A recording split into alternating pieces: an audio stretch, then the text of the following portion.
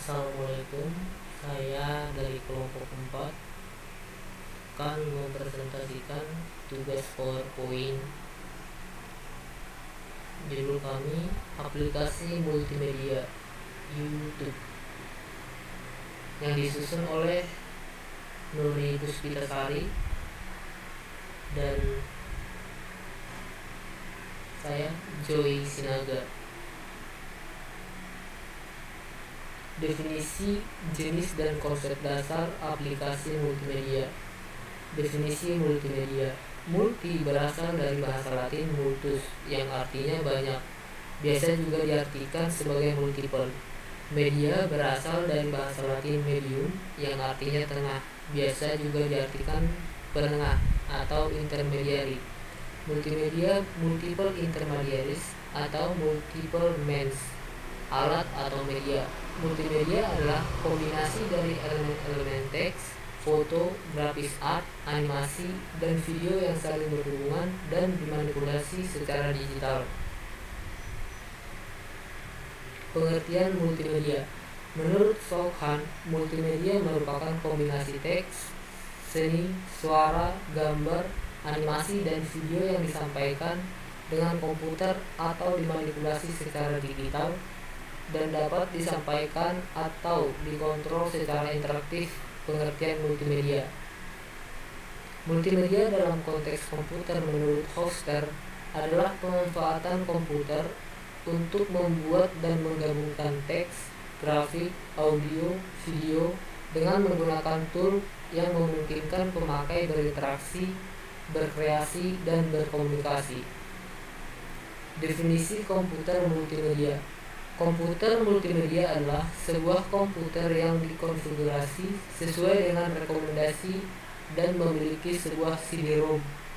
Standarisasi komputer multimedia dilakukan oleh Multimedia PC Marketing, sebuah kelompok kerja dari sebuah perusahaan yang dahulu bernama Software Publisher Association atau sekarang bernama Software dan Information Industry Association. Definisi komputer multimedia. Komputer multimedia adalah sebuah komputer yang dikonfigurasi sesuai dengan rekomendasi dan memiliki sebuah CD-ROM.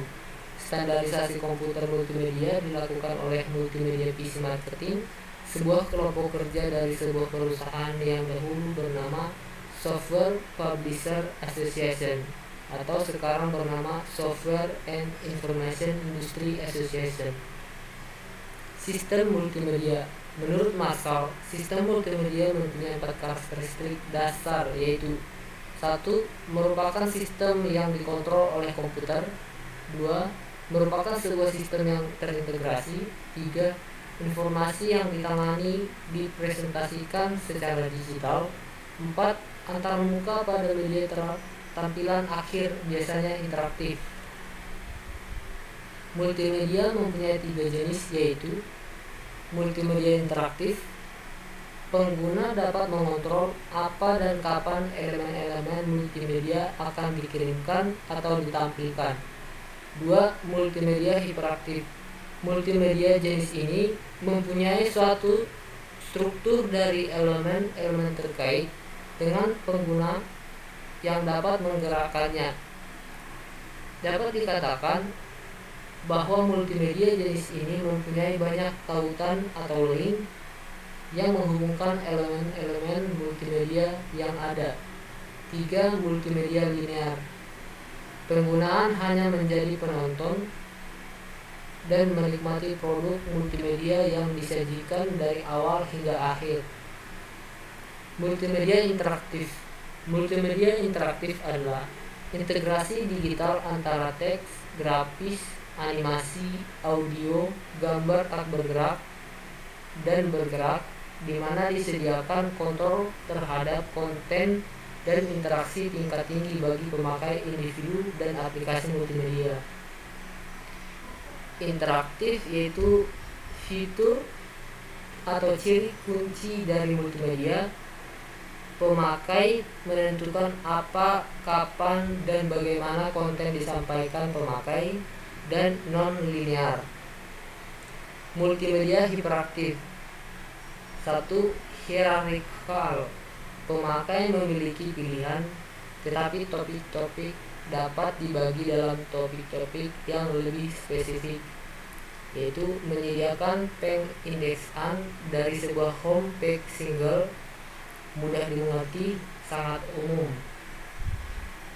Non-linear memungkinkan pemakai untuk bebas bergerak melihat isi materi dan cara berinteraksi. Tidak ada hierarki yang dipaksakan pemakaian dan bergerak bebas ke materi manapun. Sangat fleksibel, mirip dengan cara berpikir asosiatif, dan sulit mengembangkan mode konseptual bagi user. 3. Multimedia linear. Dimulai dari suatu posisi awal menuju ke suatu posisi akhir dengan sedikit atau tanpa interferensi pemakai. Sederhana, logikal, ideal untuk produk yang kecil, contoh elektronik, storybook. Konsep dasar multimedia.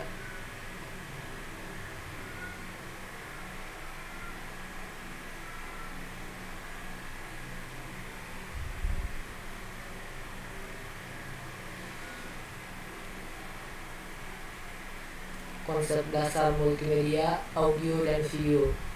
Yaitu audio ada kemampuan dasar audio, format audio, software pendukung.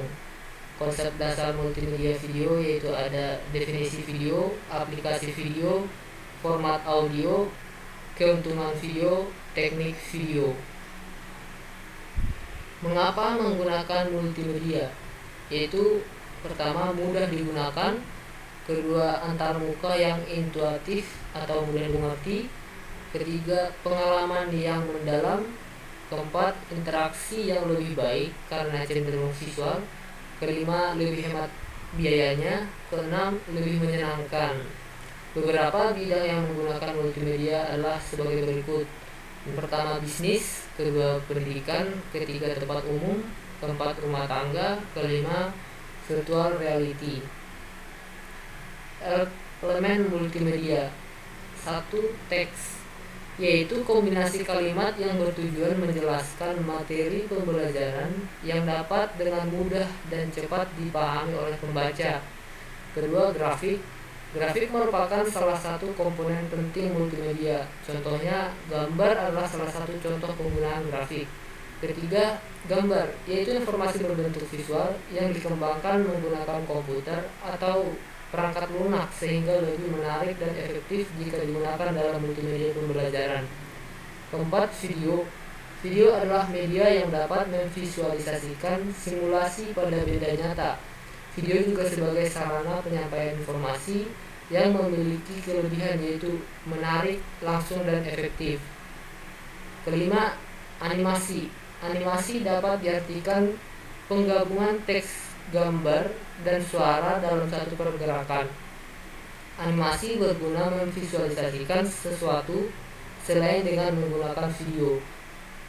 Keenam, audio. Audio diartikan berbagai bunyi berbentuk digital seperti musik, suara, narasi, dan lain-lain. Dalam multimedia pembelajaran, narasi dapat digunakan bersama dengan foto atau teks untuk lebih memperjelas informasi yang akan disampaikan. Di sisi lain, penggunaan audio dapat meningkatkan daya ingat pendengar. 7. Interaktivitas, yaitu merupakan elemen penting di dalam sebuah multimedia interaktif. Interaktivitas sangat memanfaatkan komputer dan ditampilkan menggunakan komputer saja.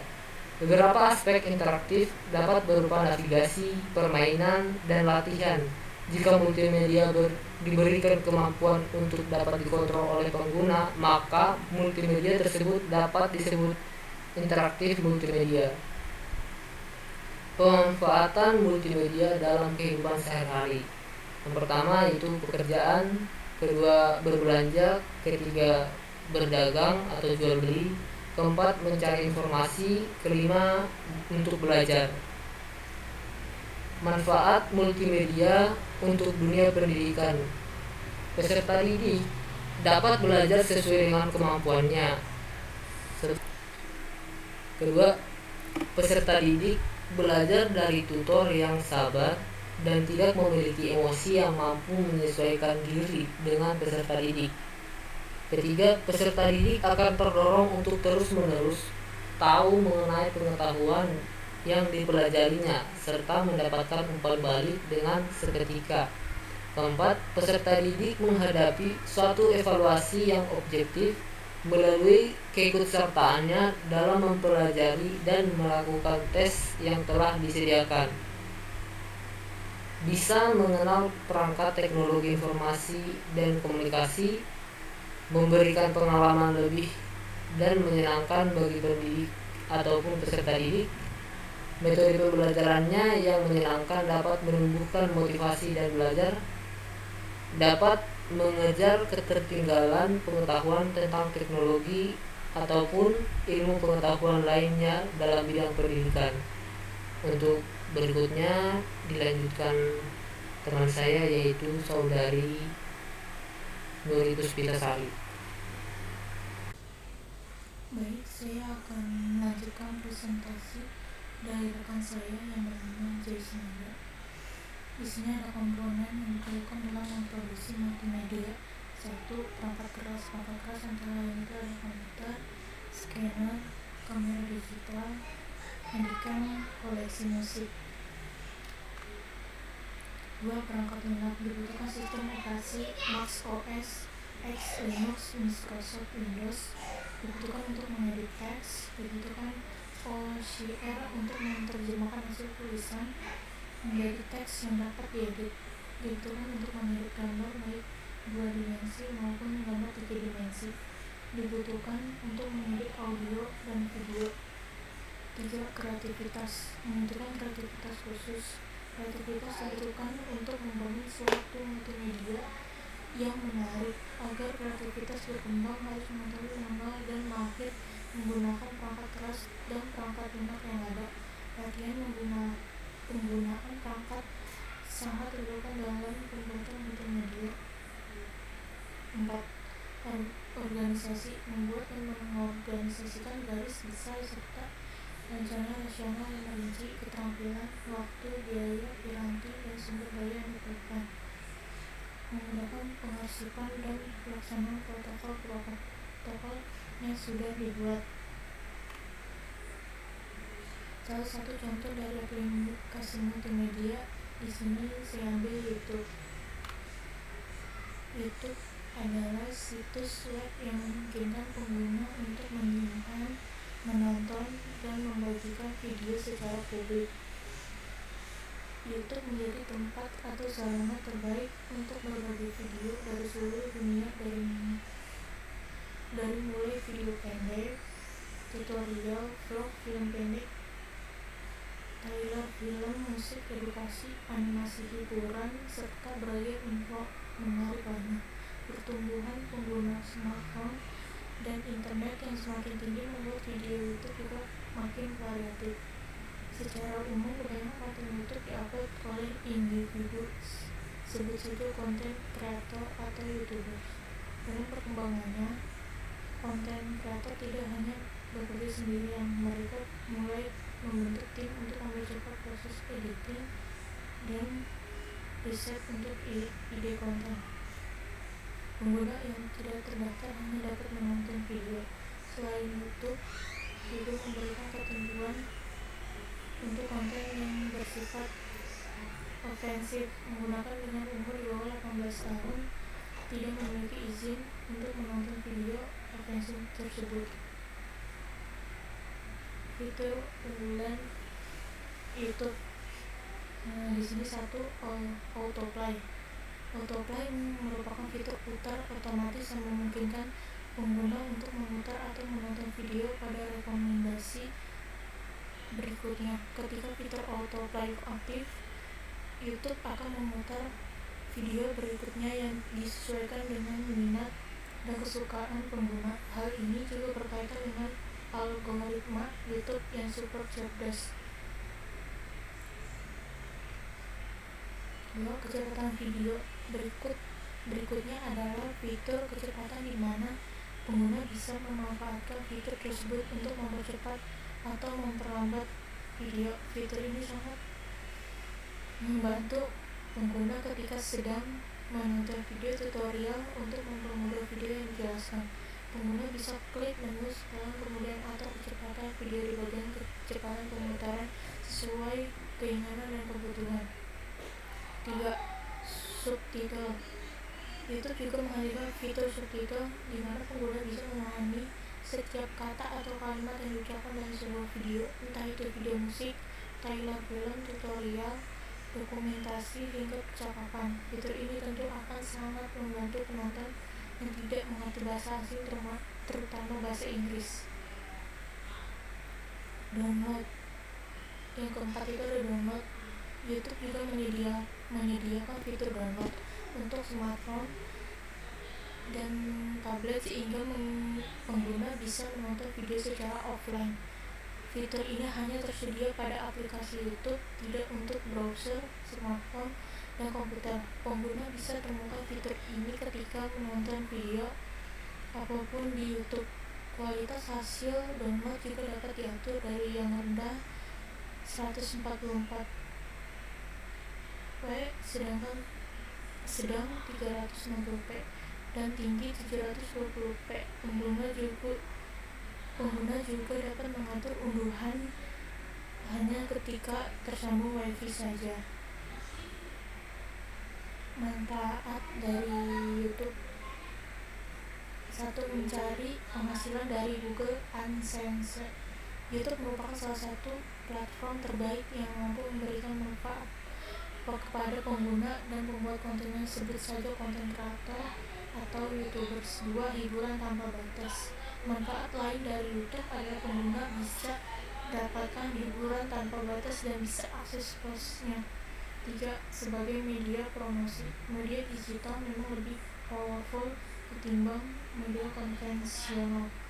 4. Sebagai media belajar gratis. Selain sebagai media promosi, YouTube menjadi platform terbaik buat belajar skill apapun secara bebas dan gratis. 5. Sumber informasi. Semua media TV dan perusahaan digital memiliki channel YouTube sehingga berita dan informasi apapun pasti update terbaru, berita dan informasi receh sekalipun.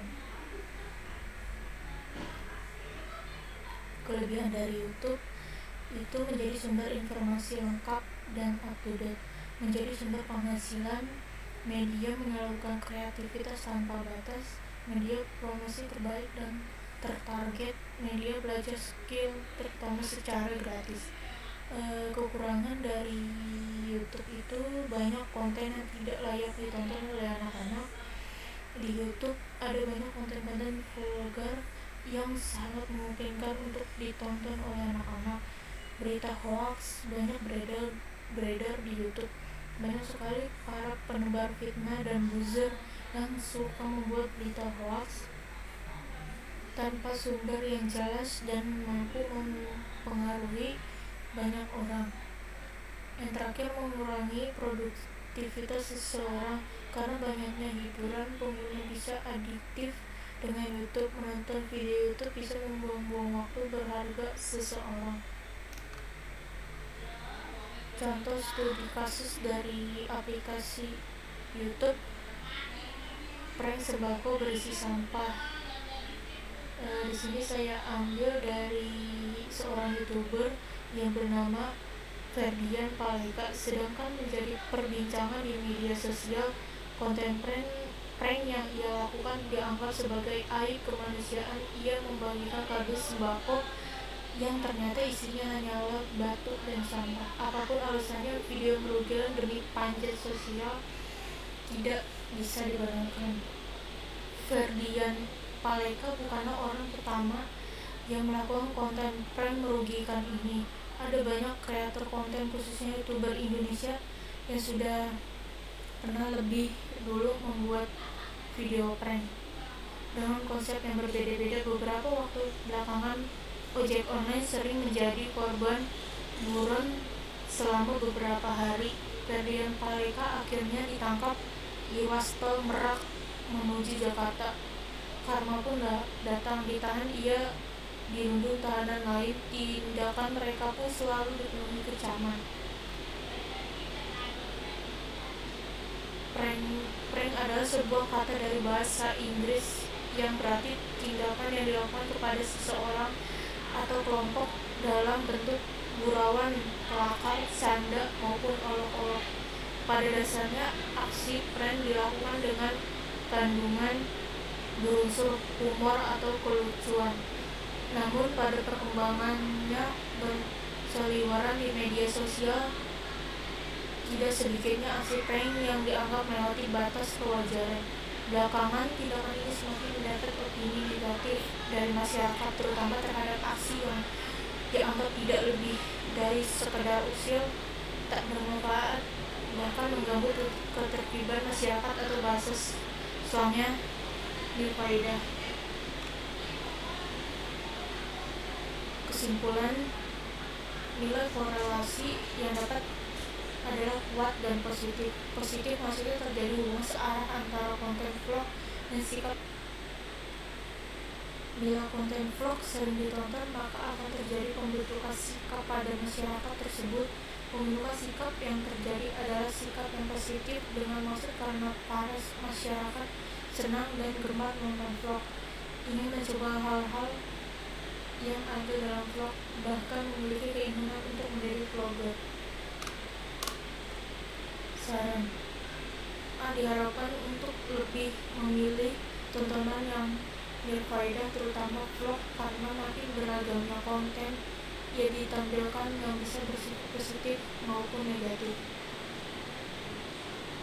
Diharapkan agar tidak mudah mencoba tren-tren yang dikemukakan dalam vlog apabila jika tren tersebut tidak sesuai dengan norma yang ada di masyarakat. Diharapkan agar tidak menutup kemungkinan untuk memanfaatkan vlog selain sebagai sarana untuk mencari informasi, namun juga untuk sarana berkreasi dan mengembangkan kreativitas. Sekian presentasi dari saya, Lutfi Fikasari, dan rekan saya, Joy Sinaga. Kurang lebihnya mohon maaf. Terima kasih. Assalamualaikum warahmatullahi wabarakatuh.